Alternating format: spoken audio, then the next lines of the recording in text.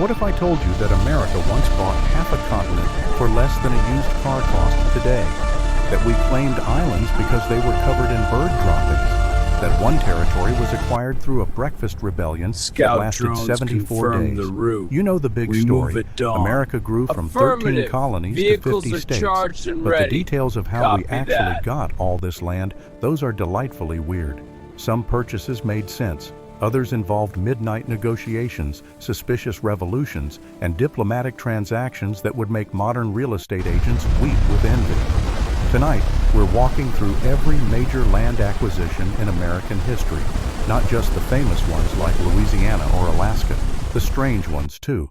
The Guano Islands, the territories we got because someone's flag happened to be nearby. The deals that seemed ridiculous then, but brilliant later. So, hit that subscribe button, dim the lights, get cozy, and let's explore how America went shopping for a continent, one bizarre transaction at a time. Starting with the moment when European powers decided to draw lines on maps and call it diplomacy. Original 13 colonies recognized sovereignty. 1783. The Revolutionary War has ended. The muskets have cooled, the powder smoke has cleared, and sitting in Paris, a group of very tired diplomats are trying to figure out what happens next. Benjamin Franklin is there wearing his fur cap because he's decided that's his brand now. John Adams is there being John Adams about everything. John Jay is there doing the actual work while everyone else argues about principles. They're negotiating with Britain, and here's what they're trying to accomplish. Get Britain to officially recognize that those 13 colonies are now a country. And yes, they get to keep some land, not just the narrow strip along the Atlantic coast where everyone's been living, but the vast territory stretching west to the Mississippi River. Think about this for a moment. Britain claimed all of this land. They'd fought the French and Indian War partially to secure it. They'd drawn mass. They'd made proclamations. They had told colonists not to settle past the Appalachian Mountains because it would anger the native peoples who actually live there. And now, after losing a war, they're signing a treaty that says, actually, never mind. It's all yours. The Treaty of Paris signed on September 3, 1783, right? Gave the new United States roughly 827,000 square miles of territory. This wasn't technically a purchase. No money changed hands for the land itself, but it was the foundational acquisition, the moment when America went from being 13 separate coastal colonies to being a nation with room to grow. Here's what makes this particularly interesting. Nobody really knew what was out there. The maps were sketchy at best, completely fictional at worst. There were rumors of mountains made of salt, rivers that flowed uphill, tribes and nations of indigenous peoples who'd been living there for thousands of years and had their own ideas about land ownership that didn't involve European treaties and Parisian drawing rooms. The British negotiators probably thought they were being generous. The American negotiators probably thought they were being clever. The indigenous nations who actually inhabited these territories weren't invited to the negotiation and wouldn't have recognized the treaty's authority anyway. It's one of those historical moments where everyone involved thought they knew what was happening, but really nobody did. Benjamin Franklin, ever the optimist, believed this new territory would take 1,000 years to settle. He was off by about 800 years, but you have to appreciate the confidence. The man invented bifocals and proved lightning was electricity. Predicting westward expansion wasn't really his specialty. The treaty didn't just grant land, it established borders. To the north, roughly along the Great Lakes, and what would become the Canadian border, though the exact line was fuzzy enough to cause disputes for decades. To the west, the Mississippi River, which was less a border and more a suggestion given that nobody was really enforcing it. To the south, Spanish Florida, which would become relevant later, but we'll get to that. What's fascinating is how theoretical this all was. Imagine signing a contract for a house you've never seen in a neighborhood you've never visited based on a hand-drawn map by someone who's never been there either. That's essentially what happened. The treaty said, you own this, and everyone nodded and signed and then had to figure out what this actually meant. The land included future states that didn't exist yet. Ohio, Indiana, Illinois, Michigan, Wisconsin, parts of Minnesota. Territories that would eventually hold millions of people. Chew, but in 1783 held primarily forests, prairies, river systems, and indigenous nations who weren't particularly interested in this new arrangement. Congress, in their infinite wisdom, decided this land belonged to everyone and no one. The individual states claimed portions of it based on their colonial charters, which were documents written by British kings who'd never seen North America and just sort of drew lines on maps with the geographic precision of a toddler with a crayon. Eventually, most states ceded their western land claims to the federal government, creating what became known as the Northwest Territory. This is America's first real estate portfolio.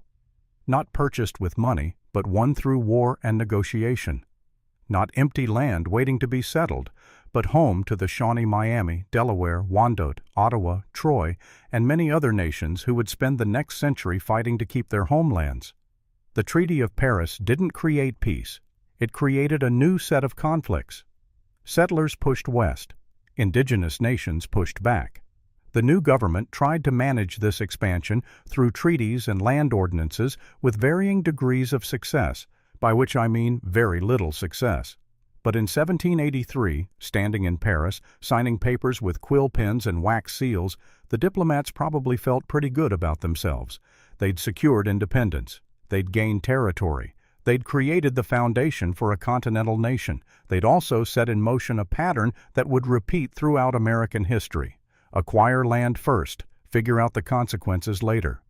So here we have the first entry in America's real estate ledger. Not purchased, but recognized. Not empty, but treated as if it were. The original territory that made everything else possible, for better and worse. And speaking of expansion, there was one little corner of New England that had its own ideas about statehood. Annexation of the Vermont Republic. Let's talk about Vermont, which spent 14 years as its own country before deciding that maybe joining the United States wasn't such a bad idea after all. 1777 to 1791. While the Revolution raged and then sputtered to its conclusion, there existed an independent republic called Vermont. Not a territory, not a colony. A whole separate country with its own constitution, its own money, its own postal system, and its own very strong opinions about New York. See, so Vermont's independence wasn't really about breaking from Britain, it was about not being part of New York. The people living in the Green Mountains had been dealing with New York land speculators and New York politicians for years, and they were thoroughly sick of it. So when the Revolution started, they saw an opportunity. They declared independence not just from King George, but from everybody. Their constitution, adopted in 1777, was actually pretty progressive. It was the first to abolish slavery for adults. It gave all men the right to vote, not just property owners. It was basically Vermont saying, we're going to do this our way, and our way involves more equality and fewer New Yorkers. The Vermont Republic had its own currency called Vermont coppers. They had diplomatic relations with other states and even with Britain and Quebec, which made the Continental Congress extremely nervous. Nothing says united we stand like one of your former colonies having independent negotiations with the enemy. Ethan Allen, the folk hero who had captured Fort Ticonderoga, was Vermont's unofficial ambassador and official rebel rouser. He and his brother Ira spent years playing political chess, negotiating with anyone who would recognize Vermont's independence. At one point they were in talks with British officials about possibly rejoining the British Empire, just despite New York and Congress. They probably weren't serious, but the threat alone was enough to make people sweat. For 14 years, Vermont existed in this strange limbo. Too small to be a major power, too stubborn to just give up and join someone else. They minted coins, they granted land titles, they ran their own postal routes. They were, by any reasonable definition, a country. But here's the thing about being a small republic surrounded by a growing nation. It's exhausting. Vermont couldn't negotiate treaties with foreign powers because other countries didn't take them seriously. They couldn't expand because they were hemmed in by New York, New Hampshire, and British Quebec. They were independent but isolated. The turning point came when New York finally grudgingly agreed to give up its land claims to the Vermont Territory. In 1790, New York accepted $30,000 to relinquish its claims. $30,000. That's about $900,000 in today's money. New York sold its dignity for the price of a nice house in the suburbs. With that obstacle removed, Vermont could finally join the Union. On March 4, 1791, Vermont became the 14th state, not through conquest, not through purchase, through voluntary annexation. They walked up to the United States and said, "All right, fine, we'll join your club, but we're keeping our Constitution." And they did. Vermont's state constitution still reflects its independent heritage. It was the first state constitution to prohibit slavery, the first to establish universal male suffrage without property requirements. When Vermont joined the Union, it brought those principles with it, like wedding presents from a republic that decided to settle down. The transition was remarkably smooth. No battles, no occupations, just paperwork and handshakes, and probably some very pointed remarks about New York during the ratification debates. Vermont went from being the Vermont Republic to being the state of Vermont. And honestly, not much changed for the people living there. They still had their mountains, their maple trees, and their independence of spirit. What's interesting is what this says about early American expansion. The first addition to the original 13 wasn't conquered territory or purchased land. It was a voluntary union with an independent republic that decided national membership had better benefits than going it alone. Vermont looked at its options, did the math, and chose the United States. This set a precedent, sort of.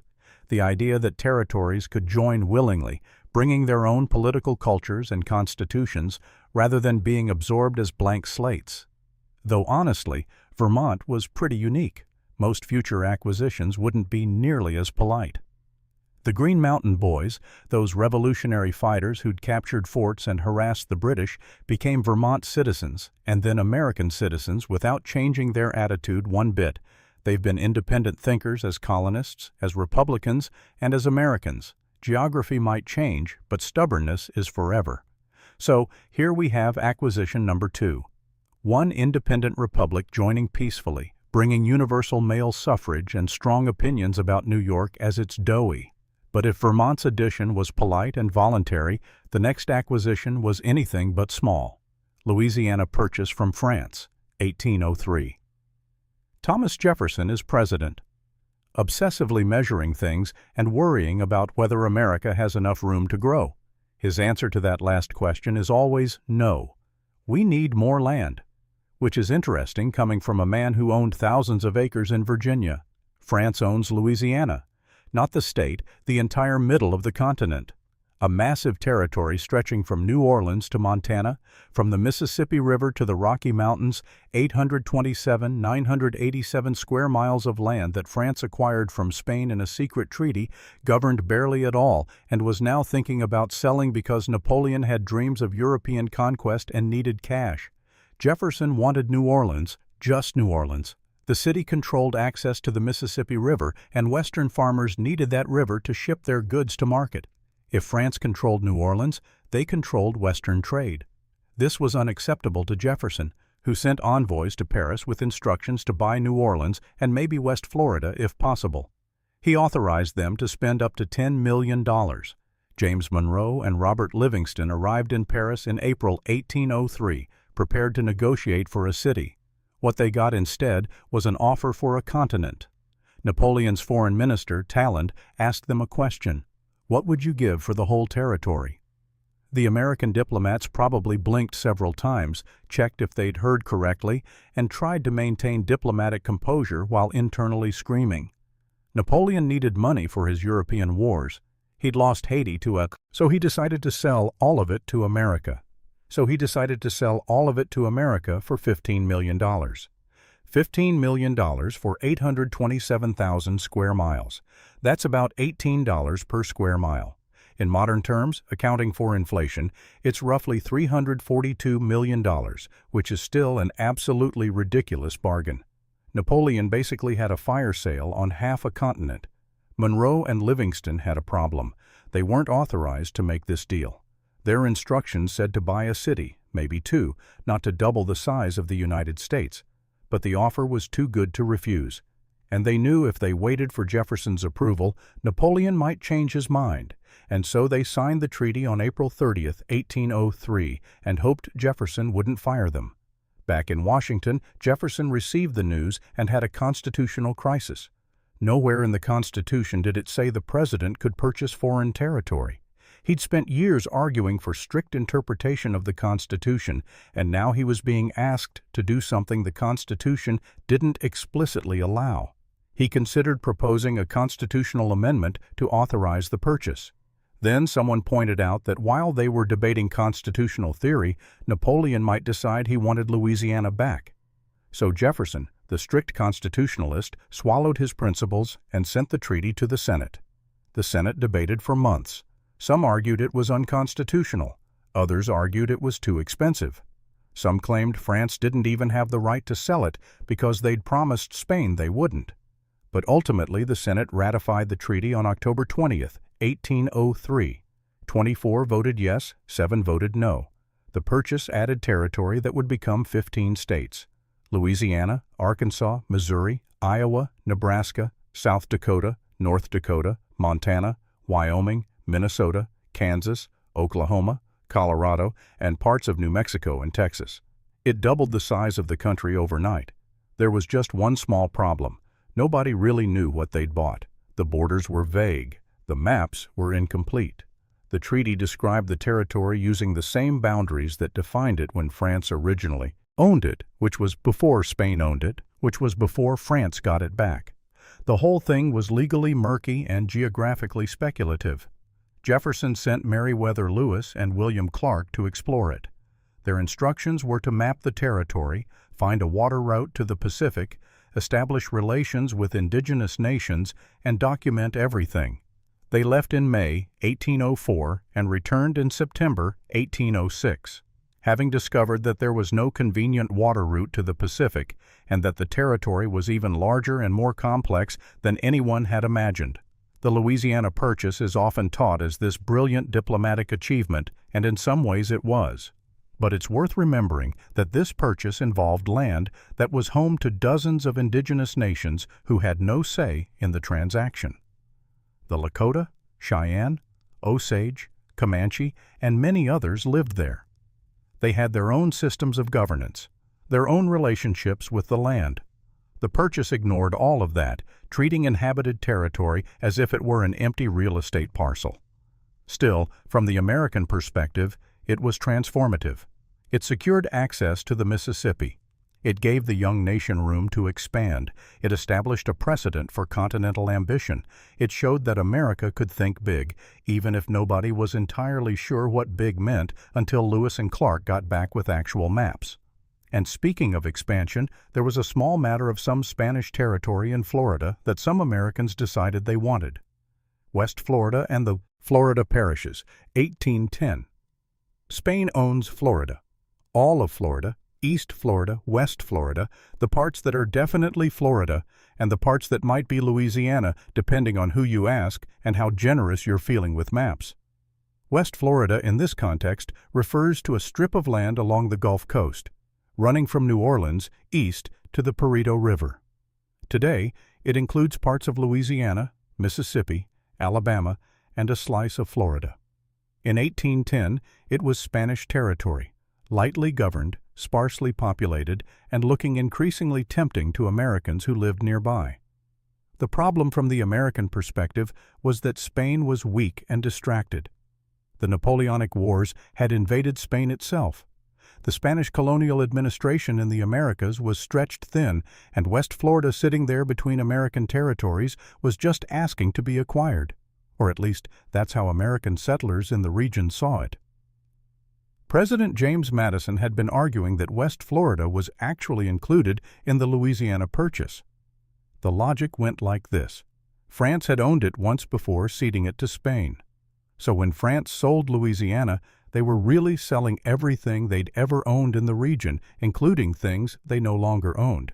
Spain disagreed with this interpretation, pointing out that you can't sell something you don't possess, even if you used to possess it. While diplomats argued, American settlers in West Florida decided to take matters into their own hands. On September 23, 1810, a group of settlers stormed the Spanish fort at Baton Rouge. The garrison consisted of about 20 soldiers who were probably not expecting an attack.